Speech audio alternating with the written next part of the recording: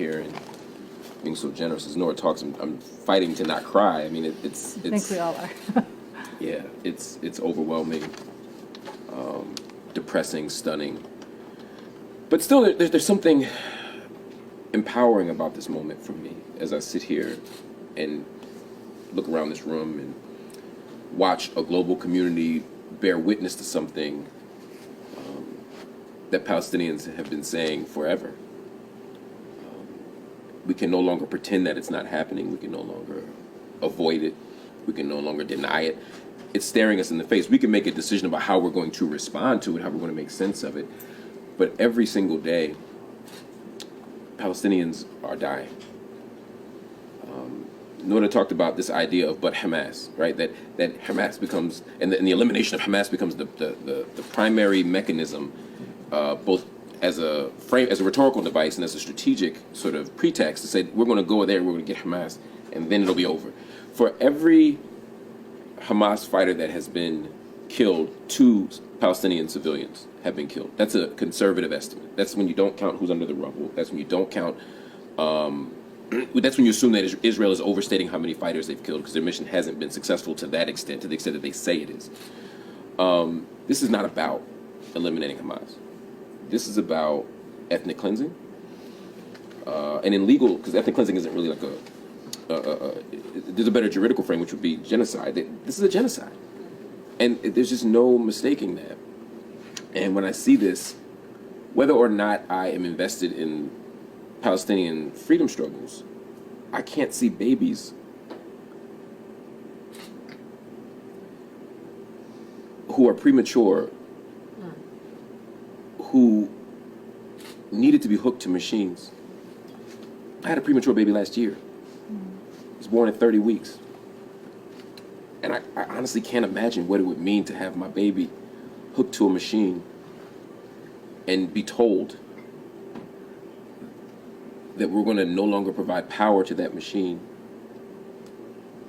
to fight a mysterious enemy who we deem uncivilized and barbaric. What is more uncivilized and barbaric than unplugging machines and denying electricity and fuel and food and shelter? What is more barbaric than bombing a hospital?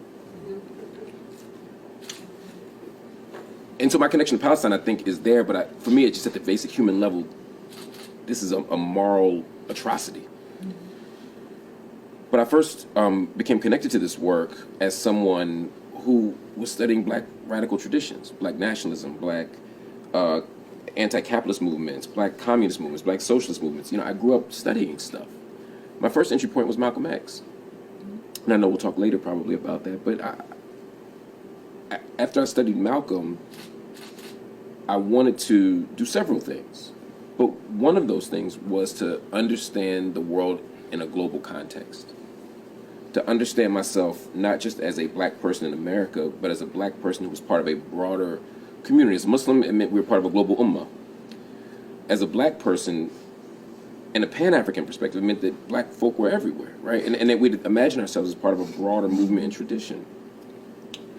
But it also meant that the systems of oppression, the forces of oppression, the mechanisms of oppression, the levers of oppression that were exacted upon us as Black folk in America were also distributed around the globe. And so I no longer thought about frameworks of oppression within the narrow framework of the nation state. I didn't just think about capitalism in the United States or white supremacy in the United States. I started thinking about this thing globally. Right. And also, as an anthropologist, and someone who cared about Africana studies, was deeply invested in the location of Black people around the world. Where were we, and what did it mean to be quote unquote Black in all these different places?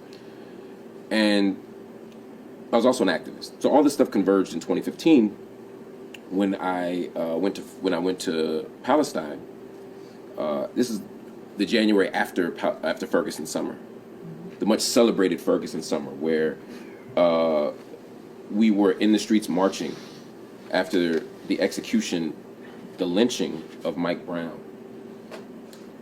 And we were marching and we were protesting, and much has been written about this, and to some extent romanticized, but we were marching in the streets, but there were many Palestinians there with us. And there were many people marching against state violence and speaking out against state violence and helping us think about state violence in different ways. And that same summer, was Operation Protective Edge, which was a 51-day bombardment and complete attack on the Palestinian people. Sadly, what the Israeli government refers to as mowing the lawn. That every few years there is going to be a violent, destructive military action in Gaza as a way of maintaining effective control and occupation over the region, but also as of another form of genocide. Despite what they tell you, it doesn't matter if the population grows or not. It doesn't the raw demographic numbers don't matter. Numbers can go up and it still be a genocide. The fact that they are targeting a specific group of people, part or whole, as Nora talked about, right? The fact that they're targeting Palestinian people in an area, Gaza, and undermining their life chances, destroying them, killing them, etc., is what makes it a genocide. And so all this was happening in summer 2014, and at the same time, there were these interesting connections and organizing tactics and tips that the Palestinians were sharing with black folk in the States. And so we became more and more interested in that, and I went with a group of black activists and organizers to Palestine in January of 2015 after spending considerable time in Ferguson in the summer and in November. And I'll tell you just one quick story, then I'll let it go. When I got there, one of the first people I saw was in Jerusalem. I was going through Bab al-Amud, and as I was entering Damascus Gate, I saw a man who has become a dear friend of mine, Ali Jidda, who's an Afro-Palestinian. And so I became extremely interested in the Afro-descended population in all of historic Palestine. So I spent time there. I ended up doing an ethnographic project there, ended up studying this community. And I went in with a very American-centered racial framework. I went in wondering, well, if Palestinians get treated like this, how the hell do black people get treated? Like, damn, right? This is how I thought about it.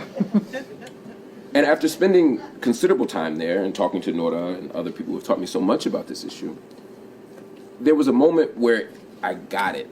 And I think the moment where I got it, and I'll tell you what it is, was when I was coming back from the Dead Sea, and I had Ali with me, and I had two young men with me who were also from the Afro-Palestinian community, and we were approaching a checkpoint.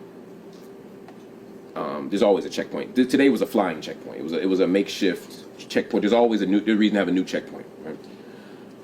And there was an Ethiopian soldier, someone from Beit Israel, at the checkpoint. And I said to them, I was driving, because I had the American passport, I was the safest bet, right?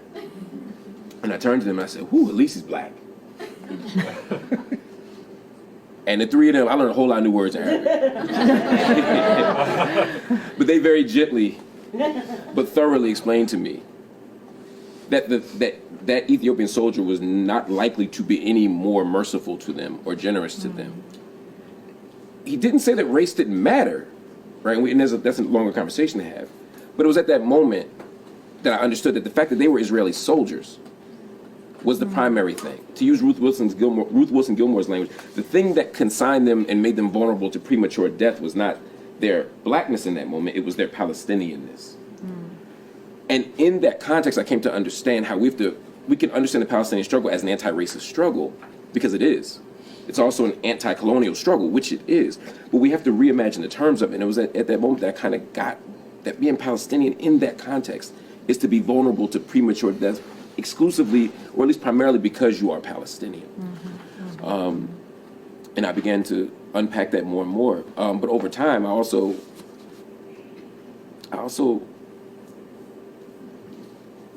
developed friendships and relationships.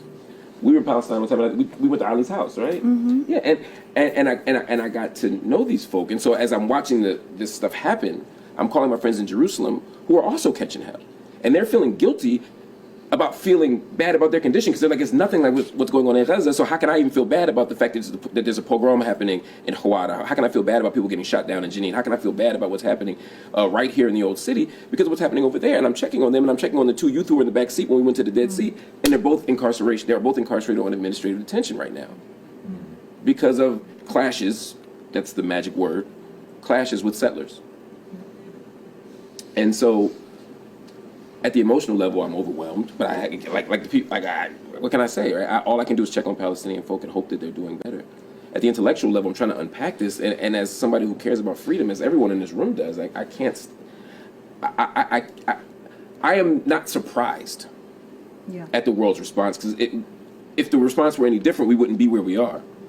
But to watch every single day, day 62, we just said, right? Day 62. On day 62, to watch Palestinian people be killed every single day, and to still hear the language of barbarism.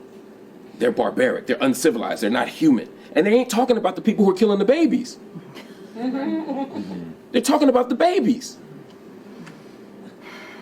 It's unimaginable to me to watch and the last thing I'm going to say, to watch a congressional hearing where we're talking about everything but the actual thing. We're literally grilling this black woman at Harvard. Yes. Yeah. Right? At least Stefanik. Right.